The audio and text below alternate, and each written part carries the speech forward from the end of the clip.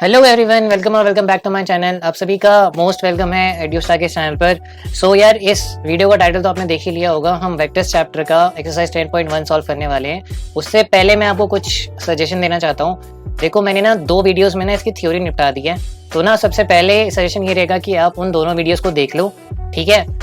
मैं उसका लिंक आपको डिस्क्रिप्शन में दे दूंगा, आप वहाँ पे जाके नोट्स बना लो। उसके बाद ये वीडियो देखो, ज़्यादा अच्छी तरह समझ में आएगा। नहीं तो आप क्या कर सकते हो, इस वीडियो को वैसे भी देख सकते हो। आई ट्राई माई बेस्ट कि आपको समझ में आए, ठीक है। तो यार, अपनी एनसीईआरटी बुक हाथ में रख लो और देख लो। बहुत ही हद सिंपल एक्सरसाइज है। मैं 15 से 20 मिनट में पूरी एक्सरसाइज निपटा दूंगा, ठीक है। तो चलो स्टार्ट करते हैं।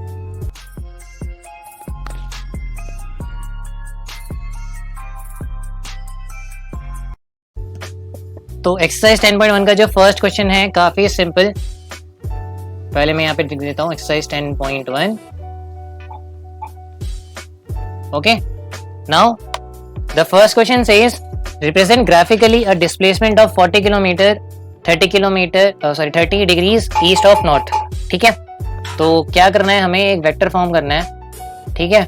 उसकी इंफॉर्मेशन इन्होंने दे दी है और डिस्प्लेसमेंट बताना है। डिस्प्लेसमेंट एक वेक्टर क्वांटिटी है, it has both quantity and direction, ठीक है। देखो, पहले आप एक्स और वाई एक्सेस बना दो, ठीक है। ये रहा एक्स एक्सेस और ये रहा वाई एक्सेस। और आपको डायरेक्शन तो पता ही होंगे, ये आपका नॉर्थ है, ये आपका साउथ है, ये ईस्ट एंड ये वेस्ट। तो नॉर्थ ईस्ट यहाँ पे होगा, ठीक है। और हमें ईस्ट ऑफ नॉर्थ बताना है और 30 डिग्रीज पे, और क्वांटिटी है 40 किलोमीटर्स। तो 90 डिग्री यहाँ कहीं होता है, ठीक है। तो 45 डिग्री यहाँ होगा, 30 डिग्री समथिंग यहाँ कहीं होगा। तो 30 डिग्री बनाना है। और मैं एक स्केल आपको बता देता हूँ, 3, 4, यानी जी यहाँ से लेके जो यहाँ तक है ये आपका 10 किलोमीटर्स है। तो टोटल 4 यूनिट्स हैं, तो ये टोटल कितना हो गया, 40 किलोमीटर्स। और ये एरो दिखा रहा है कि इस डायरेक्शन में डिस्प्लेसमेंट भी है, ठीक है। सो 30 डिग्रीज नॉर्थ मतलब ईस्ट ऑफ नॉर्थ, एंड इस पूरे का ना जो क्वांटिटी है वो है 40 किलोमीटर्स, ठीक है। खत्म। नाउ सेकंड क्वेश्चन पढ़ लो एक बार। We have to classify the following measures as scalars and vectors. Simple, scalar quantity वो होती है जिसके पास डायरेक्शन नहीं होती। वेक्टर्स के पास क्वांटिटी और डायरेक्शन दोनों होती है। फर्स्ट है आपका मास, जो कि है 10 kg। मास के पास कोई डायरेक्शन नहीं होती है, सो it is a scalar quantity. Scalar quantity के लिए मैं एस लिख रहा हूँ, पूरा नहीं लिख रहा, टाइम वेस्ट होगा, ठीक है। सेकेंड है आपका 2 मीटर्स। सेकेंड है आपका 2 मीटर्स नॉर्थ वेस्ट। भाई ये इसके पास क्वांटिटी भी है और इसके बाद डायरेक्शन भी है नॉर्थ वेस्ट। तो ये है आपका वेक्टर क्वांटिटी। डिस्प्लेसमेंट की बात हो रही है, ठीक है। Third 40 degrees. 40 डिग्रीज तो कहीं भी हो सकता है, राइट। 40 डिग्रीज आप किसी भी जगह बना सकते हो। तो ये आपका हो गया scalar quantity, it has no direction. Fourth 40 watt power. Power की कोई डायरेक्शन नहीं होती, ठीक है। और पावर का जो फॉर्मूला होता है वो होता है एनर्जी अपॉन टाइम। और एनर्जी की कोई डायरेक्शन नहीं होती, ना ही टाइम की डायरेक्शन होती है। चलो, इतनी फिजिक्स क्या ही लगाओगे आप, सिंपल। पावर की कोई डायरेक्शन नहीं होती, तो it is a scalar quantity. Fifth 10 to the power -19 coulomb, यानी कूलम जो होती है यूनिट उसकी होती है चार्ज की। और चार्ज का कोई डायरेक्शन नहीं होता है। करंट की डायरेक्शन होती है बट चार्ज की कोई डायरेक्शन नहीं होती, ठीक है। तो ये भी आपका है स्केलर क्वांटिटी। नाउ 20 मीटर्स पर सेकेंड स्क्वायर, ये आपकी बात कर रहे हैं एक्सेलरेशन की, और एक्सेलरेशन की डायरेक्शन होती है। तो ये आपका हो गया वेक्टर क्वांटिटी। तो यहाँ पे है 2 आपकी वेक्टर्स क्वांटिटी है और 4 आपकी स्केलर क्वांटिटी है, ठीक है। तो भाई आगे कंटिन्यू करते हैं। थर्ड क्वेश्चन भी सेम है। मैंने एक काम करता हूँ, आप ना वीडियो पॉज कर लो और फिर ना मैं एक्सप्लेन करता हूँ कौन सी क्वांटिटी की मतलब क्या स्केलर है और क्या वेक्टर है। फिर आप मैचअप कर लेना, देखते हैं कितने सही होते हैं और कितने गलत, और मुझे कमेंट सेक्शन में बताना, ठीक है। तो जो फर्स्ट है वो है आपका time period. Time period has no direction, so it is a scalar quantity. Second आपका है डिस्टेंस। सो डिस्टेंस की कोई डायरेक्शन नहीं होती, डिस्प्लेसमेंट की डायरेक्शन होती है, तो it is a scalar quantity, ठीक है। थर्ड है आपका फोर्स की डायरेक्शन होती है, सो it is a vector quantity, it has magnitude and direction also, and उस फोर्स की यूनिट होती है न्यूटन्स में, हम न्यूटन्स में नापते हैं, ठीक है। फोर्थ है आपका वेलोसिटी की डायरेक्शन होती है, सो it is a vector quantity.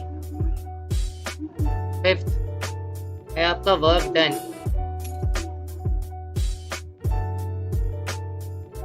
So work की कोई डायरेक्शन नहीं होती, तो it is a scalar quantity, ठीक है भाई। तो यहाँ पे 3 स्केलर हैं और 2 वेक्टर्स हैं। तो भाई फोर्थ क्वेश्चन करते हैं अब, ठीक है। सो हमें को इनिशियल वेक्टर्स बताने हैं, इक्वल वेक्टर्स बताने हैं और को linear but not equal vectors बताने हैं, और वेक्टर्स का जो डायग्राम है वो यहाँ पर है, ठीक है। तो को इनिशियल वेक्टर्स क्या होते हैं, इसमें पहले मैं ये बता देता हूँ डेफिनेशन। जिनकी सेम इनिशियल पॉइंट होता है, यानी जिनका सेम स्टार्टिंग पॉइंट होता है, सिंपल। यहाँ पे देखो ए और डी जो है उनका सेम इनिशियल पॉइंट है, ए भी सेम जगह से ओरिजिनेट हो रहा है और डी भी सेम जगह से ओरिजिनेट हो रहा है, तो ए एंड डी आर को इनिशियल वेक्टर्स, सिंपल, ठीक है। Now equal vectors are those vectors which have same direction and magnitude also. यहाँ पे आप ध्यान से देखो, वीडियो पॉज करो, जिनकी सेम डायरेक्शन भी हो और मैग्नीट्यूड भी सेम हो। अगर आपने बी एंड डी चूज किया है तो well and good, B and D की डायरेक्शन भी सेम है और उनका मैग्नीट्यूड भी सेम है, ठीक है, तो they are equal vectors. Collinear but not equal, collinear vectors वो होते हैं जो पैरेलल होते हैं, ठीक है। उनकी कंडीशन क्या है वो आप 10.2 में सीखोगे, कैसे प्रूव करते हैं कि 2 वेक्टर्स कोलिनियर है, ठीक है। So collinear but not equal, equal ना होने का मतलब है कि डायरेक्शन सेम ना हो। यहाँ पे देखो A and C are parallel but उनकी डायरेक्शन अपोजिट है ना, तो A and C are collinear but not equal vectors, simple, ठीक है। तो भाई फिफ्थ क्वेश्चन है लास्ट, हमें ट्रू और फॉल्स स्टेटमेंट्स बताने हैं। जो फर्स्ट क्वेश्चन है वो कह रहा है कि आपको बताना है कि इट सेज कि A and minus A are collinear vectors, हमें बताना है कि ये ट्रू है या false, so it is a true statement. देखो ए वेक्टर आपका कुछ ऐसा होगा, ठीक है, और माइनस ए वेक्टर जो होगा वो आपका होगा exactly equal in magnitude but opposite in direction. तो आप देख सकते हो एक दूसरे के पैरेलल है, तो ये स्टेटमेंट ट्रू है, ठीक है, they are collinear vectors. Second है आपका, ये बोल रहा है two collinear vectors are always equal in magnitude, it is a false statement. क्यों, मैं एग्जांपल बता देता हूँ। देखो ये वेक्टर है, सपोज करते हैं इसका जो मैग्नीट्यूड है वो है 8 यूनिट्स। अब कोई सी वेक्टर बना दो आप जो कि इसके पैरेलल है but it has the magnitude of 10 units, खत्म।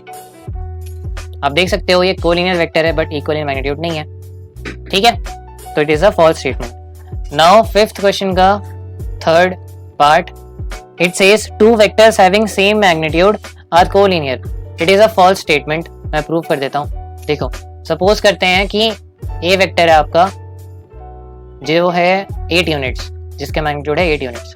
अब मैं दूसरा वेक्टर बना दिया जिसकी डायरेक्शन कुछ और है, यानी वो पैरेलल नहीं है, और इसका है 8 यूनिट्स। ये रहा एग्जांपल। बी वेक्टर और ए वेक्टर का सेम मैग्नीट्यूड है but they are not collinear, it is a false statement. Fourth, two collinear vectors having the same magnitude are equal, no, देखो फॉल्स है। कोलिनियर वेक्टर्स बना देते हैं, ठीक है, ये रहा ए वेक्टर, इसका मैग्नीट्यूड ले लेते हैं 8 यूनिट्स, ठीक है, और कोलिनियर वेक्टर्स बनाने हैं having the same magnitude are equal, no. अब बी वेक्टर मैंने बना दिया जिसका है 8 यूनिट्स, ये तो कोलिनियर है बट इक्वल नहीं है। इक्वल वेक्टर्स क्या होता है, अभी हमने सीखा था, जिनकी सेम मैग्नीट्यूड भी हो और डायरेक्शन भी सेम हो। आप देख सकते हो ये कोलिनियर वेक्टर्स हैं, इनका मैग्नीट्यूड भी सेम है बट ये इक्वल वेक्टर्स नहीं है। व्हाई?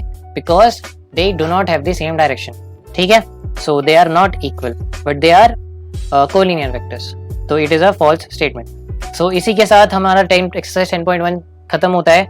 आई होप आपको सारे क्वेश्चंस थियोरेटिकली कंसेप्चुअली क्लियर होंगे, ठीक है।